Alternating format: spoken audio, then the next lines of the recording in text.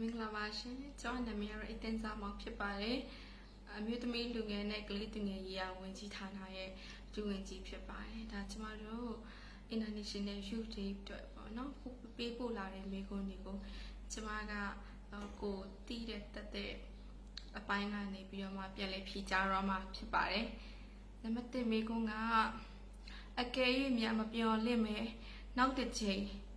အာနာသိန်းအကျန်းဖက်စစ်တပ်နဲ့ပြန်လည်ရင်ကြားစေရေးလုပ်ငန်းစဉ်ကိုလှုပ်ဆောင်လာခဲ့မယ်ဆိုရင်ဒုဝင်ကြီးအနေနဲ့အဲ့ဒီရင်ကြားစေရေးလမ်းစဉ်ကိုဘယ်လိုသဘောထားလဲလက်ခံပါလားလက်မခံဘူးလားဆိုတာကိုသိချင်ပါတယ်။နော်ဒုဝင်ကြီးအနေနဲ့ဖြစ်စေလူငယ်ကောင်းဆောင်တဦးအနေနဲ့ဖြစ်စေဖြေပေးဖို့မျှော်လင့်ပါတယ်တဲ့။ဟုတ်ကဲ့ဒီမိခွန်းကိုဒုဝင်ကြီးတယောက်အနေနဲ့ဖြေရမယ်ဆိုရင်နော်ဒါကကပီနက်အစည်းအဝေးမှာတခြားဌာနကဝင်ကြီးဒုဝင်ကြီးတွေအားလုံးစုပေါင်းတိုင်ပင်ပြီးဆုံးဖြတ်ချက်ချရမယ်နိုင်ငံရေးကိစ္စလို့ကျမတို့မြင်ပါတယ်ဒါပေမဲ့ဒီထက်ပိုပြီးတော့မှကျမတို့ကြည်ကြဲပြပြန်မြင်ရမယ်ဆိုရင်တော့ဒါကကျမတို့အစိုးရအဖွဲ့တွေဝင်ကြီးဒုဝင်ကြီးတွေပဲဆုံးဖြတ်ချက်ချရမယ်ကိစ္စတော့မဟုတ်ပါဘူးလက်ရှိတိုက်နေတဲ့တိုက်ပွဲကဒီလူလူတရက်လုံးပေါင်းဝင်ပြီးတော့မှတိုက်နေတဲ့တိုက်ပွဲဖြစ်တဲ့အတွက်ဒီလိုအရေးကြီးတဲ့ကိစ္စမျိုးတွေဆိုရင်တော့ဒါကကျမတို့တွေပဲဆုံးဖြတ်တာမျိုးမဟုတ်ပဲနဲ့လူတို့ရဲ့စကားတွေနောက်တစ်ခုတိုင်းနာလက်နက်ကိုင်တော်လှန်ရေးအဖွဲ့တွေရဲ့အကြံပြုချက်တွေဆုံးဖြတ်ချက်တွေနောက်မြေပြင်မှာတပိတ်တိုက်ပွဲဆင်နွှဲနေတဲ့လူငယ်တွေရဲ့ဆုံးဖြတ်ချက်တွေကိုအားလုံးစုပေါင်းပြီးတော့မှအားလုံးတိုင်ပင်ပြီးတော့မှဒါဆုံးဖြတ်ရမယ့်ကိစ္စလို့တော့ကျမတို့ထင်ပါတယ်။ဘာဖြစ်လို့လဲဆိုတော့ဒီလိုကိစ္စမျိုးကကြတော့ဒါကျမတို့တစ်ဖွဲ့တည်းပဲဆုံးဖြတ်လို့ရတဲ့ဆုံးဖြတ်ချက်လို့တော့ကျမတို့တွေးမထားလို့ပါရှင့်။ဒါအားလုံးလူလူရဲ့စကားကိုပါကျမတို့တေချာနီးစနစ်ကြနီးနာကြနားထောင်ပြီးတော့မှဒါကျမတို့ဖြစ်ထိုက်တဲ့ဆုံးဖြတ်ချက်မျိုးတွေနိုင်ငံရေးကိစ္စတွေကိုဒါကျမတို့အားလုံးဝိုင်းဝန်းဆုံးဖြတ်ရမယ့်ကိစ္စလို့တော့ကျမတို့ထင်ပါတယ်။အမျိုးသားညီညွတ်ရေးအစိုးရအဖွဲ့ရဲ့ဒုဝန်ကြီးတဦးလူငယ်နိုင်ငံရေးသမားတဦးအနေနဲ့ပြောရမယ်ဆိုရင်တော့ဒီလက်ရှိအာဆီယံကဝင်ညှိပေးမဲ့ 5 point consensus နဲ့ပတ်သက်ပြီးကျွန်မလည်းပြောစရာတော့အနေငယ်ရှိပါတယ်။ကျွန်တော်အာဆီယံရဲ့ဒီအချက်၅ချက်ကဆိုရင်မြန်မာနိုင်ငံအတွက်သူတို့ပြောထားတာကတော့မြန်မာနိုင်ငံမှာဒီ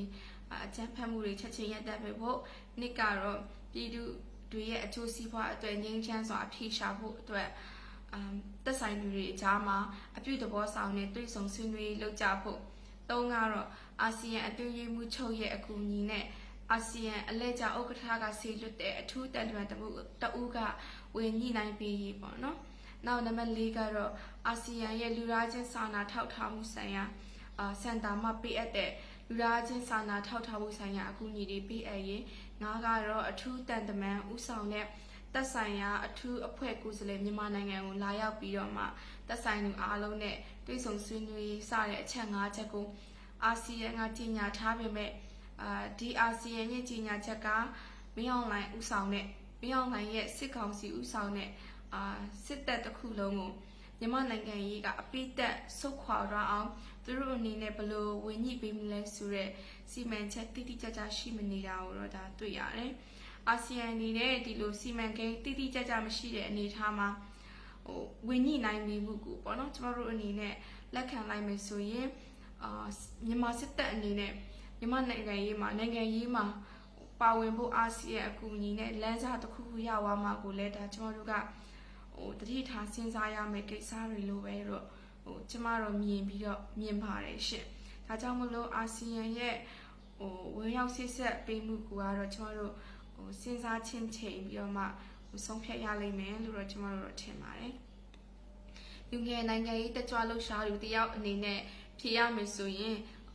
မြန်မာစစ်တပ်ကခဏအချိန်ထိစစ်တပ်ကဆိုရင်ခဏအချိန်ထိ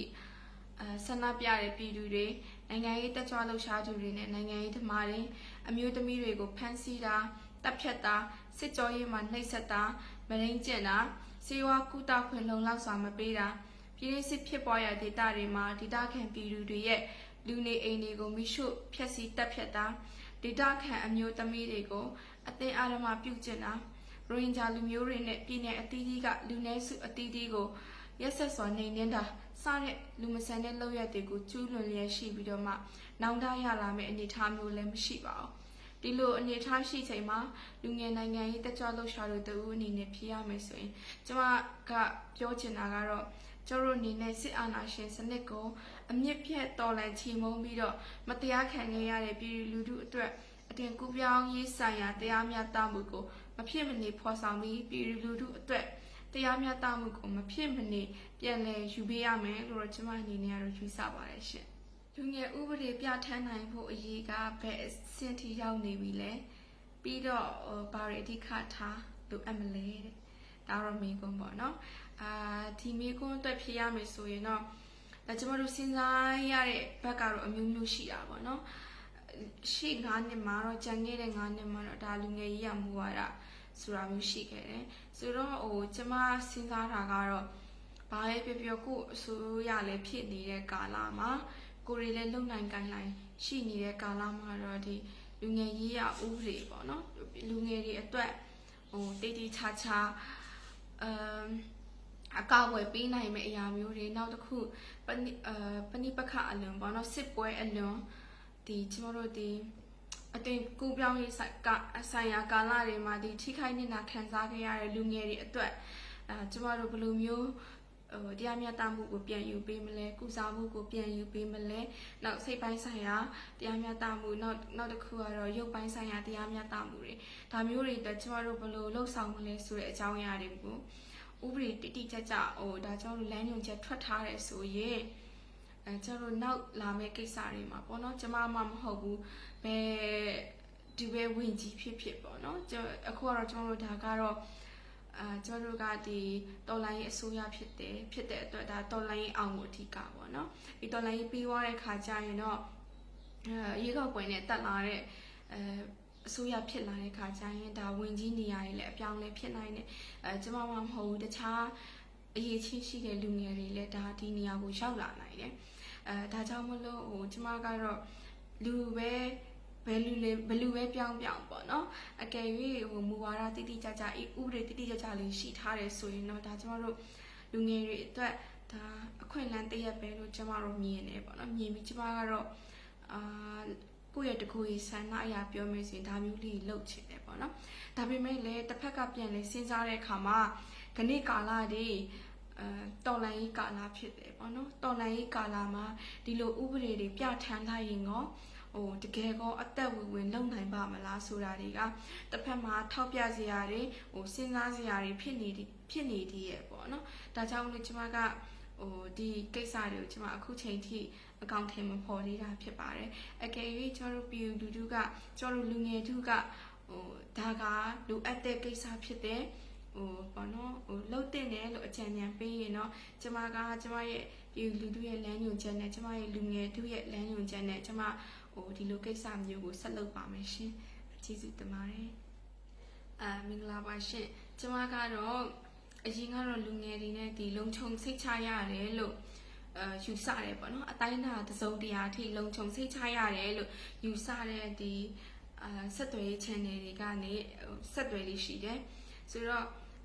နောက်ပိုင်းကျရင်တော့ကျမကလူငယ်ထုနဲ့ပို့ပြီးတော့ဒီရင်းရင်းနှီးတွေ့ဆုံနိုင်အောင်အကြံဉာဏ်တွေပို့ပြီးတော့မှယူနိုင်အောင်နောက်တစ်ခုသူတို့ရဲ့ဒီအကြံပေးချက်တွေကိုကျမပို့ပြီးတော့မှလိုက်နာနိုင်အောင်လို့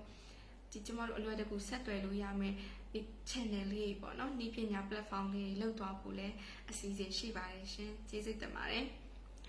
နောက်တစ်ခုကတော့လူငယ်အဖွဲ့အစည်းအားလုံးနဲ့ချိတ်ဆက်နိုင်မှုရှိမရှိပေါ့နော်လောလောဆယ်မှာတော့ကျမတို့နဲ့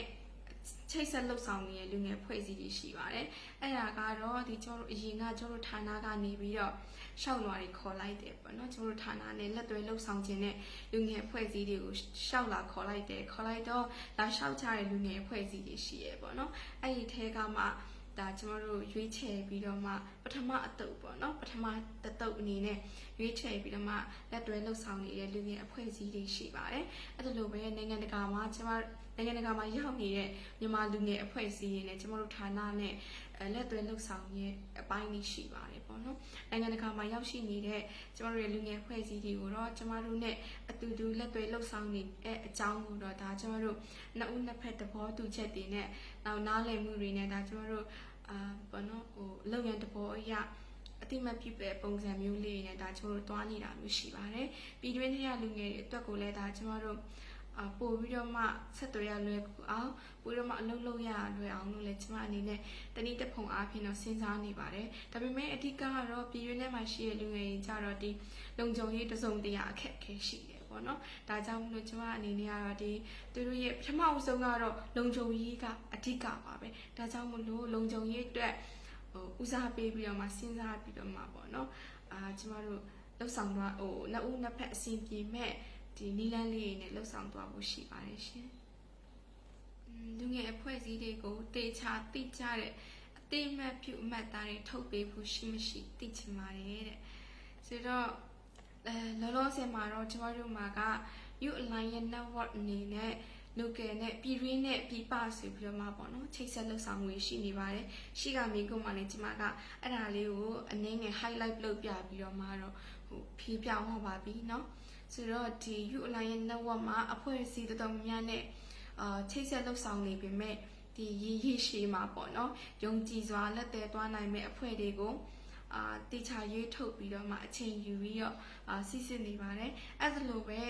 ခုမှလည်းရှေ့ကမိကုန်းမှာဖြီးထွားခဲ့တယ်လို့ပဲပထမတတုပ်ပေါ့နော်အဲ့ဒီပထမတတုပ်ကိုတော့အခုလက်သွဲအလုပ်လုပ်နေတာမျိုးတွေရှိပါတယ်ပေါ့နော် Global Youth Line ရဲ့အနေနဲ့ကတော့လက်ရှိအချိန်မှာအဖွဲ့ဝင်12ဖွဲ့နဲ့အတူ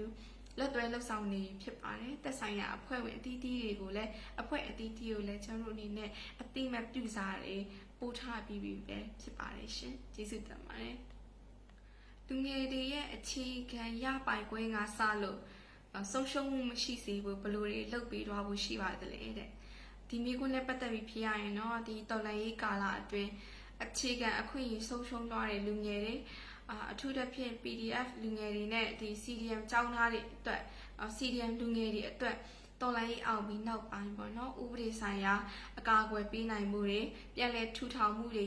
ထောက်ပံ့မှုတွေရရှိဖို့အတွက်မူဝါဒပိုင်းဆိုင်ရာလမ်းစဉ်တွေချမှတ်နိုင်အောင်စူးစမ်းလှုပ်ဆောင်နေပါတယ်ရှင်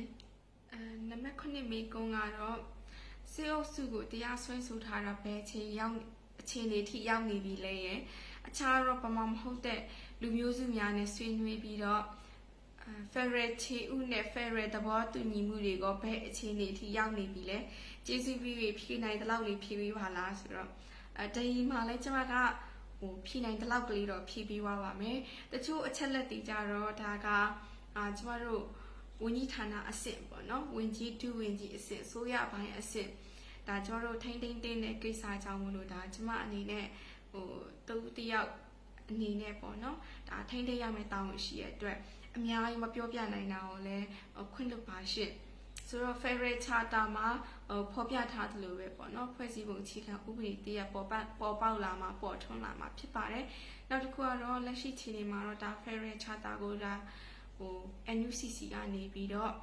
အမျိုးသားညီညွတ်ရေးအတိုင်းအမြံကောင်စီကနေပြီးတော့ဒါပြင်ဆင်နေတဲ့အပိုင်းတွေဒါလှုပ်ဆောင်နေပါတယ်ရှင်ဒါပြင်ဆင်ပြီးတလောက်လဲအခြေအနေကတော့ပြင်ဆင်ပြီးတလောက်တော့ရှိတော့ပါပြီရှင့်နောက်တစ်ခုကတော့ဒီကျမခံယူထားတာကပေါ့နော်Federal ပြည်အောင်စုတစ်ခုဖြစ်ပေါ်လာဖို့အတွက်ဆိုရင်တော့ဒါကျမတို့ကမတူညီတဲ့နိုင်ငံရေးအဖွဲ့အစည်းအသီးသီးတွေကြားမှာဘလို့ပဲအမြင်မတူပါစေကျမတို့ကစုပေါင်းခေါင်းဆောင်မှုတွေနောက်ညီညွတ်မှုတွေနဲ့နောက်ကျမတို့ကသဘောထားကြီးမှုတွေနဲ့ပေါ့နော်ရှေ့ဆက်သွားရမယ်ပေါ့ဒါမှဒါကျမတို့ကကျွန်တော်လိုချင်တဲ့ Federal ပြည်အောင်စုကိုအမြန်ဆုံးခြေလန်းနိုင်မယ်လို့တော့ကျမကတော့ယူဆပါတယ်ရှင်ကျေးဇူးတင်ပါတယ်နံပါတ်10မိကုန်းကတော့စီးပွားရေးအချို့ပြန်လည်ပတ်လာတာနဲ့အမျှမြို့ပြတွေပုံမှန်စီကားလာခြင်းကအရေးတော်ပုံအောင်နိုင်ရေးမှာအနောက်ရှက်ဖြစ်တည်ဟုထင်ပါသလားစန္ဒပြလှုပ်ရှားမှုများကိုဆက်လက်လှုပ်ဆောင်တင်တည်တယ်လို့ထင်ပါသလားတဲ့ဆိုတော့ဒီမိကုန်းအတွက်ကတော့ဖြေရမယ်ဆိုရင်မြို့ပြတွေ ပုံမှန်စီကားနေတာတစ်ခုတည်းကိုကြည့်ပြီးတော့စီးပွားရေးအချို့ပြန်လဲလဲပတ်နေပါပြီလို့ပြောဖို့တော့ခက်ပါတယ်ရှင်။ဘာလို့လဲဆိုတော့အခုလည်းအားလုံးသိကြပြီးတဲ့အတိုင်းပဲ CDM ဝန်ထမ်းတွေရဲ့ရုံးမတက်ပဲနေတဲ့ပူပေါင်းဆောင်ရွက်မှုကြောင့်လက်ရှိအကြမ်းဖက်စစ်ကောင်စီကသူတို့ရဲ့အုပ်ချုပ်ရေးရန်တရားကိုလဲပတ်အောင်မလုပ်နိုင်တာကိုလည်းတွေ့ရပါတယ်။ဒါအပြင်နိုင်ငံတကာကစီးပွားရေးပညာရှင်အသီးသီးတွေအဖွဲ့အစည်းအသီးသီးရဲ့တုံးတက်နေကြတဲ့အစီရင်ခံစာတွေအရာကြည့်မယ်ဆိုရင်စစ်ကောင်စီရဲ့စီမံခန့်ခွဲမှုညံ့ဖျင်းမှုကြောင့်မလို့ကိုဗစ်ကာလကပ်ရောဂါကူးစက်မှုက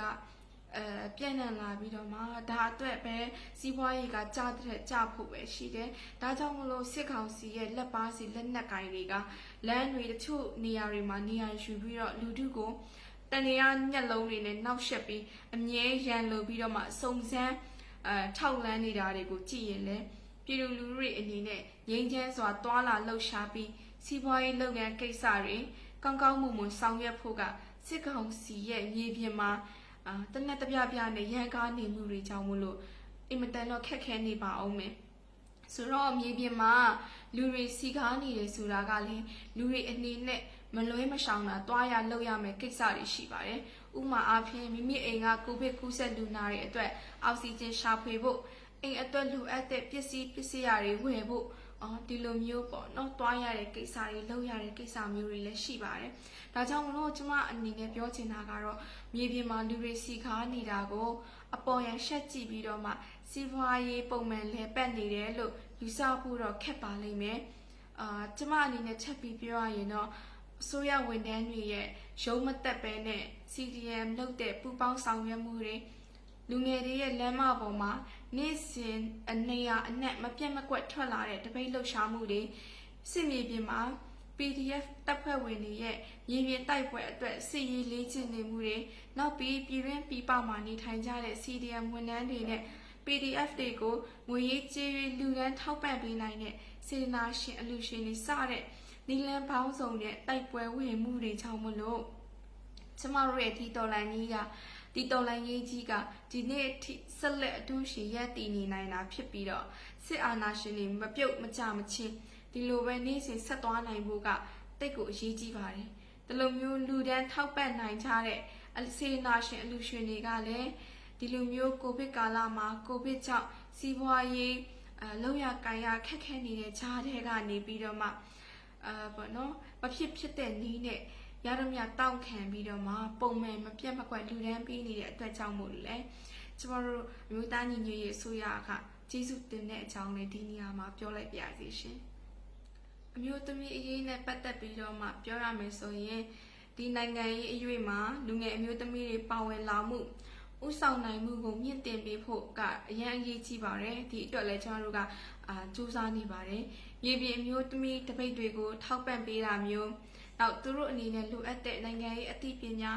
အခြားချိတ်ဆက်မှုပေါ့နော်ပံ့ပိုးမှုတွေစသဖြင့်တော့ကျမတို့အနေနဲ့တက်နိုင်တဲ့လောက်တော့ကူညီပေးနေပါတယ်ဒါအပြင်အကျဉ်းချခံထားရတဲ့အမျိုးသမီးတွေအတွက်ထောင်ဝင်စာနဲ့လိုအပ်ချက်တွေထောက်ပံ့ပေးနိုင်ဖို့လည်းကျမတို့အနေနဲ့လက်ရှိမှာဆောင်ရွက်နေပါတယ်မူဝါဒရေးရာနဲ့ပတ်သက်ပြီးတော့ကတော့ဒါကျမတို့အမျိုးသမီးတွေပေါ့အကြံဖက်မှုကနေကာကွယ်တားဆီးတဲ့ဥပဒေမျိုးတွေဒါကျမတို့အနေနဲ့ရေးဆွဲပြီးတော့မှတင်ပြထားတာမျိုးတွေရှိပါတယ်ဒါကတော့လူငယ်အမျိုးသမီးတွေနဲ့မကဘူးအမျိုးသမီးလို့ခံယူရဲ့ဂျူတိုင်းအတွက်ပါပဲနောက်ပြီးတော့ဒီလိုလူငယ်မူဝါဒတွေနိုင်ငံရေးမူပေါင်းတွေချမှတ်တဲ့အခါတွေမှာကောနောက်တစ်ခုကျတို့အနာဂတ် Federal ပြည်ထောင်စုတည်ဆောက်တဲ့အခါနောက်တစ်ခုဖွဲ့စည်းပုံအခြေခံဥပဒေရေးဆွဲကြတဲ့အခါတွေမှာကော